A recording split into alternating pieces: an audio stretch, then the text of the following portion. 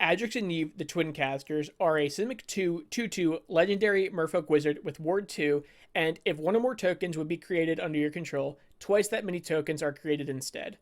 So our general game plan is to essentially just win by token beatdown and making token copies of our creatures for extra value. Now we're going to ideally want to be able to copy our own commander with clone effects and make even more tokens of our commander. So ideally, for example, the way multiple of our commanders are going to work on the field is essentially 2 to the power of however many copies of our commander is on the field. So let's say we have just our commander and then 2 copies of it on the field, so 3 total quote-unquote commanders on the field at the same time. Any of our tokens are going to come in basically as 2 to the power of 3, which is going to be 8. So we're going to be 8 tokens per time, just for an example. But for the sake of the video, I'm going to reference our token cards, assuming we just have one of our commanders on the field, and just the one. No other copies, just the one. So the spice of the deck is to run Helm of the Host as a 4-mana equipment. Basically, we're going to want to equip our commander. We're going to go to combat. We're going to make 2 tokens of our commander since it'll copy ourselves, and then we will just have in turn 3 of our commander. Now, Mirror Gallery is a big include for our deck because the legend rule doesn't apply. That means we're going to be able to just use our hard clone cards on our commander to make even more and more, and hopefully to get the power higher and higher, so we can just make way more tokens than we can even possibly fathom. Doubling Season and Parallel Lives are basically in there as token doublers. We don't have many counter effects for Doubling Season, but for the most part, they are going to be essential pseudo copies of our commander since they do basically the same thing. So our quote-unquote extra commanders are going to be Sakashimas and Spark Double. Basically, all they're going to do is they're going to come in and they're going to become a copy of the Twincasters, and they will prevent the legend rule from going on because they don't actually enter as a copy of them. They just kind of have the abilities and they have different names. Plus, the Sakashima the Thousand's Eyes has the bonus because the legend rule doesn't apply, so it's essentially just a second Mirror Gallery. Now, our token makers, we're going to start with Arasta the Endless Web, because basically whenever an opponent casts an instant or sorcery, we're going to make 2 1/2s with Reach, Avenger Zendikar to basically double up all of our tokens, and then whenever a land comes in, we'll make him even stronger. Biowaste Blob, as basically he's going to come in as a 1/1 of himself, but then if we control our commander, which we do, we'll create 2 copies of him, so then all our users will get +3/+3 and be 3/3s himself. It'll just be a mess of a time. Field of the Dead is just to make us a ton of 2/2 zombies every time we play a land. It's going to be ideal if we have our commander because, 2 2/2 zombies on a landfall is pretty strong. Hornet Queen's probably on the more pricey end as a Flying Death Touch 7-mana 2/2, but it's going to come in and make 8 1/1s with Death Touch and Flying. Just really good blockers and all that nonsense. Master of the Waves is at the very worst a 4-mana 2/1 that's going to make 2 2/1 elementals. Ideally, we have more of our commander on the field and we have a higher devotion to blue, but he's still going to come in and be extremely strong. Master of the Hunt is going to make us 2 2/2 wolves on our upkeep, and then we can tap all untapped wolves we control, and then each wolf will basically just try and kill a creature we control. Be very strong. Progenitor Mimic is going to make 2 copies of whatever we would like. Ideally, one of our token makers, if we can have the legend rule not apply, maybe our commanders even. Rampaging Boweth is going to be a 6-mana 6/6 that's going to make us 2 4/4s every time a land comes into play. Reform's actually really cool with our commander because Reform comes into play and then Reform dies, and then we make 2 3/3s, and then each 3/3 will die. So in turn, we'll make a total of 4 6/6s, and then when our 6/6s dies, we're going to make 8 9/9s. It's going to be crazy. Scoot Swarm is basically just an auto include, so our landfall is going to happen a lot. Even if we don't have the 6 lands immediately, just still making 2 1/1s on our land drops are going to be a big deal. And then when we do eventually have 6 lands, we're essentially just doubling up Scoot Swarms, and just Scoot Swarm by itself gets out of control really quick. Tendershoot Dryad is going to make us every upkeep basically 2 3/3s, and that's kind of it. 2 3/3s every upkeep, not just ours, our opponents too. It's going to make our beatdown plan a lot faster. So now our hard clone effects, we're going to have Cackling Counterpart just to make a copy of our commander if we can, if we have no legend rule in the field or anything like that, and plus we can just flash it back later. Clone Legion, we're just going to copy our own board with this and basically triple up our field, because if we have our commander on the field, we're going to make double the tokens anyway. Mimic Vat's very, very good because if we have any of our hard creature token makers that die, we can just pay 3 mana to put them on a stick, and then if another one dies, we can always just replace it and put the other one in the grave. Quasi-Duplicate is just a double-up token maker, jumpstart it later on if we need to, or we can just make a copy of whatever we want right then and there. Replication Technique is actually one of the new cards that comes with the precon, and it has Demonstrate. Basically, it lets one of your opponents copy the spell for you to copy it as well. So you do it twice, they do it once. It's a pretty good deal, especially when we're doubling up our own tokens anyway. It basically quadruples up our tokens. Now, Repudiate and Replicate. On the one end, we have a Stifle. On the other end, we just have a hard copy a creature you control, make a token of it, and then there you go. Rhetor Replication is very cool because we can target our commander with it. Yeah, we can pay 4 and get, 2 commanders, or we could target our commander with it kicked, and then we can make 10 additional versions of our commander. Second Harvest is just going to come in, make a big sweep, and basically triple up, just like Clone Legion in a way, except it's not going to hit our non-token creatures, just like Clone Legion does, but we will double up all of our tokens, and we will be having a lot of tokens.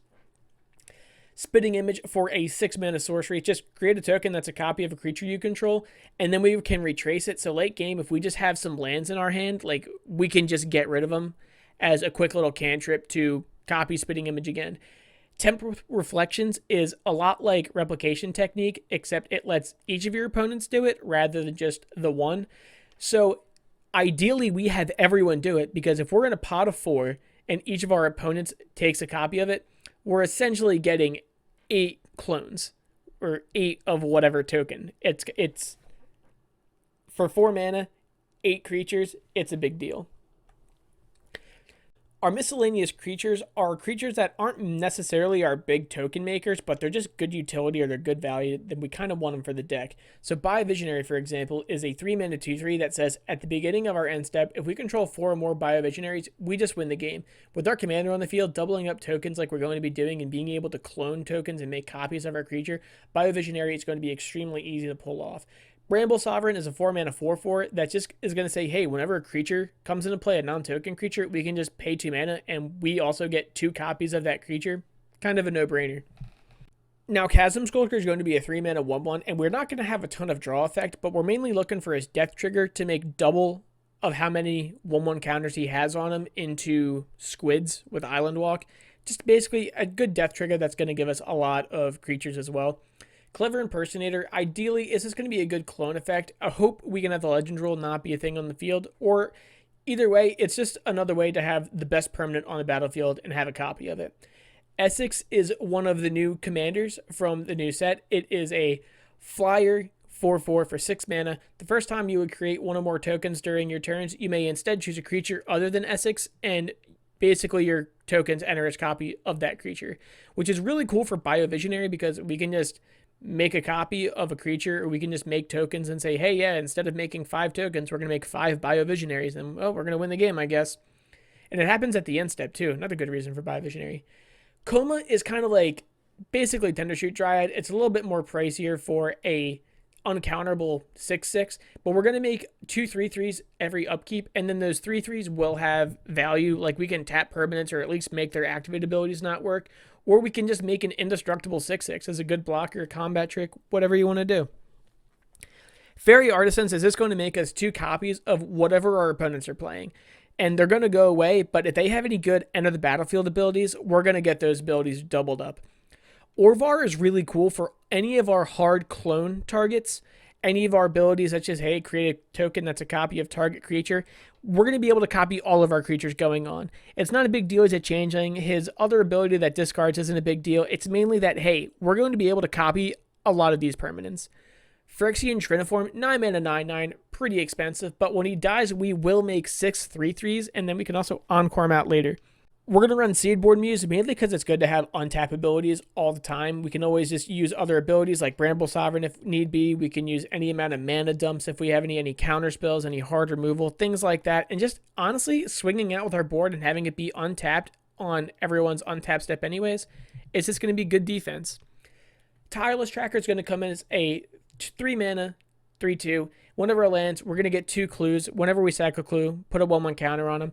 I do like the idea of having clues in the deck, mainly because we can just pay 2 to draw off them whenever we need to. It's just going to be good draw support, good value if we do need it.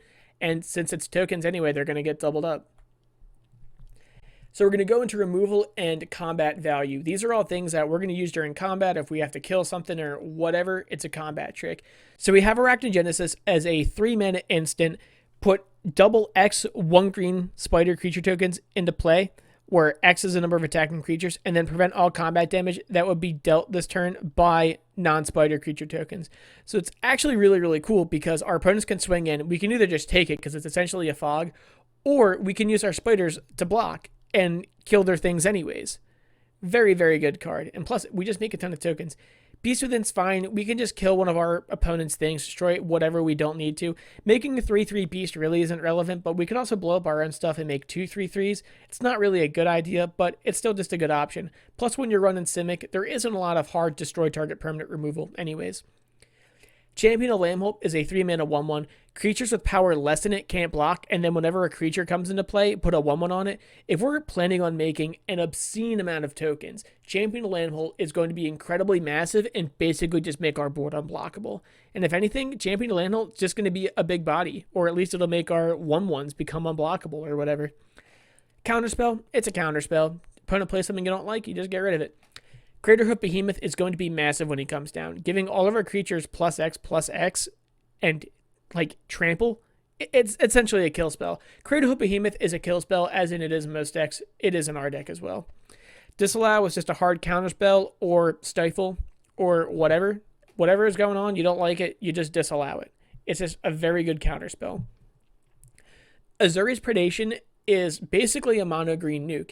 It is 8 mana, but it says for each creature your opponents control, make a 4/4 green beast creature token, and then each of those beasts fights up to 1 different creature.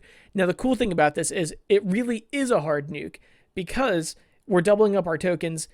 For each opponent's creatures, we're essentially going to be dealing 8 damage to it. Now, it's not going to get around indestructible, but I mean, for the most part, most creatures can't live after taking 8 damage. Crossing Grip, 3 mana. Just destroy whatever you want. Destroy an artifact or enchantment. They can't respond to it. No more Sensei's Top. No more whatever. No more sack outlets. You just get rid of it. Oversimplify is a Simic nuke. It's one of the new cards from the new set. Exile all creatures. And then each player creates a 0/0 green and blue fractal creature token and puts a number of 1/1 counters on it, where basically X is the amount of creatures they had that were exiled. Now, we're probably not going to want to do this if we have our commander on the field, but I mean, either way, it is a mass exile spell in Simic colors. Just doesn't really exist. And we're probably going to have more tokens than everyone else anyways. So we'll probably have the biggest one if we do need the nuke.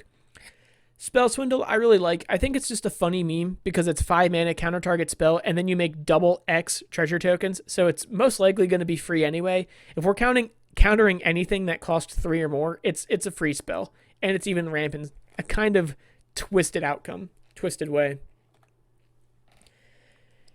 Rampant Rocks, we really don't have anything special. We have Arcane Signet just to get whatever. Cultivate Kodamas are basically the same thing. A little Signet for a rock. We have Skyclave Relic. That's actually kind of our only unique one, because if we do decide to kick it, we will get a total of 5 Skyclave Relics. We'll get the 1 original, and then the tokens will be doubled if we decide to kick it. Worst case scenario, it's a Darksteel Ingot. We have Soul Ring because it's Soul Ring, Thought Vessel, so we don't have the max hand size. And then we just have 3 visits just for a hard, get a breeding pool, whatever forest you need. And plus it'll come in untapped if we need it to.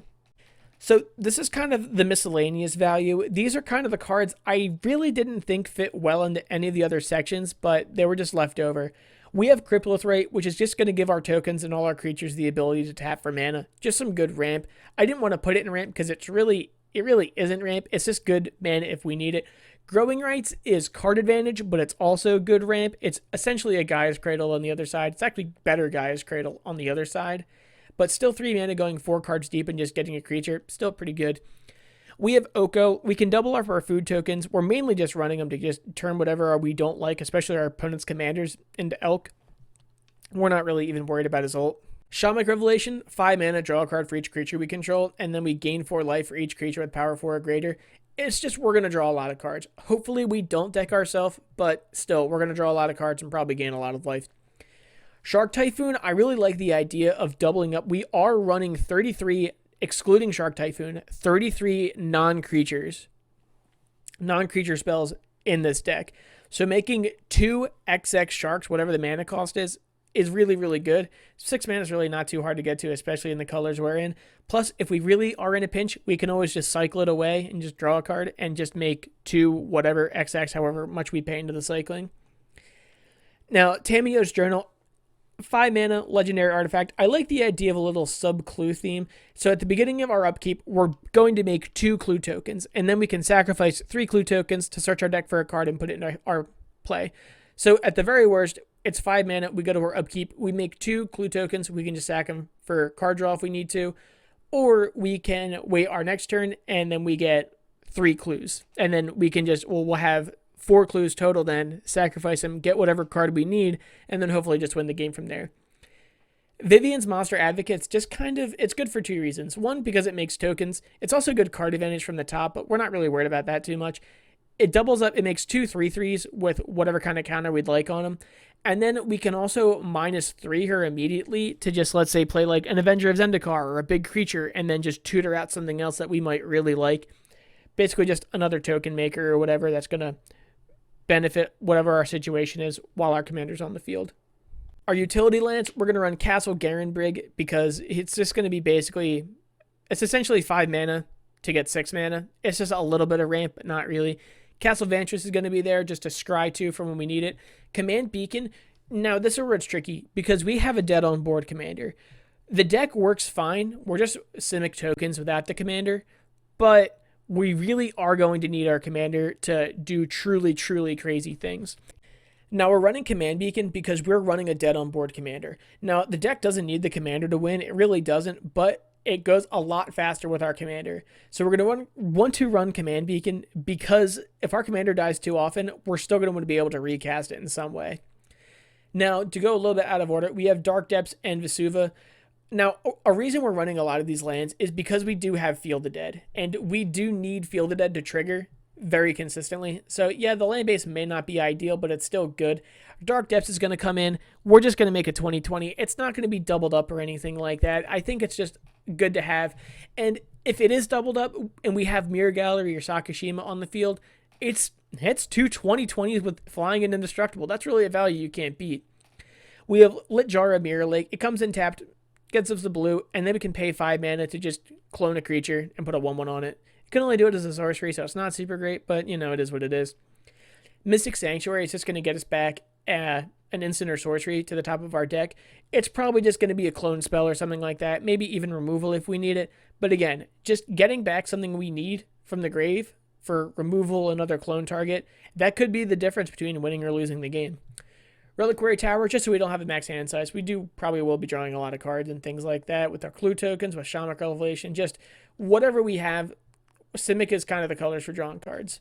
Dual lands, they're all going to tap for a green or a blue either way. So just to go through, we got a fast land just so we can play it, essentially a duel within the first 3 turns. Breeding Pool is a shock land so we can fetch it. Command Tower, just taps for either or, nothing special. Hinterland Harbor so we can hard filter if we need double green, double blue or whatever, the mix between the two. Hinterland Harbor is just a check land. It's always going to come in untapped. Rejuvenating Strings in Commander, we're going to have more than 3 opponents anyways, so it's always just going to come in untapped. Temple of Mystery just for a quick scry. Waterlogged Grove if we need to draw a card. And Yavimaya Coast, it's just kind of there. Not good or bad, but it will always come in untapped and we can always tap it for whatever color we need. So we're running 8 basics. We're running 9 forests. So total in the deck, we do have 2 planeswalkers. We have 27 creatures, 12 sorceries, 9 instants, 9 artifacts, 5 enchantments, and including these basics, we have 35 lands. Now, with our kind of curve, it's mostly going to be around like the 4 or 5 area. And with the amount of ramp and rocks we have, 35 lands is more than sufficient for this kind of deck. And finally, thank you guys for watching. I really like making these videos. Please remember to comment, subscribe, like, and tell me what you want me to do next. I like making these videos, and if you guys tell me a commander, I'll probably just make it and do a video just like this for you. Thank you again. Remember to like, comment, and subscribe, and have a great day, everyone.